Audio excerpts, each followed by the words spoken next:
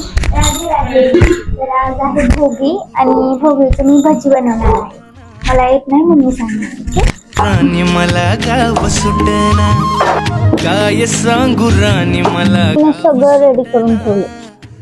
सांगू राणी मला गाव सुटना बंद काळ्या मंदी माझं मावना अंग जिंच्या कापडा मंदी दुनिया झाली कशी तंग जो तो हाय राणी आपल्या थोडा आंबट लागला.